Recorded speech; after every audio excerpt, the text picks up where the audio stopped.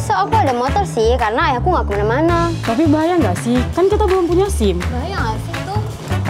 Nggak apa-apa, woi, gas aja terus. Eits, sesuai dengan Undang-Undang Nomor 22 Tahun 2009 yang mana pasal 77 ayat 1 mengatakan yang mana bahwa setiap orang mengendarai kendaraan bermotor wajib memiliki surat izin mengemudi yaitu SIM sesuai dengan kendaraan yang dikemudikan. Apabila melanggar dapat dikenali pasal 281 dikenakan pidana kurungan paling lama 4 bulan, denda paling banyak 1 juta rupiah. Kita pakai Transkuter aja gimana? Emangnya Transkuter aja ada yang sampai lokasi wisata?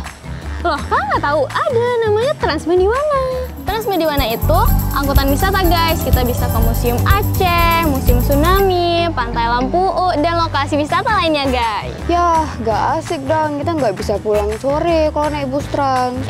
Jangan salah guys, Transmediwana itu beroperasi sampai jam 5 sore. Pakai lengkap kan untuk berwisata?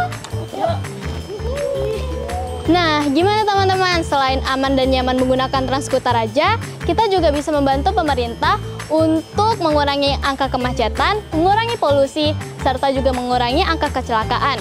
Jadi, tunggu apa lagi? Ayo kita bantu pemerintah untuk melaju bersama transportasi maju.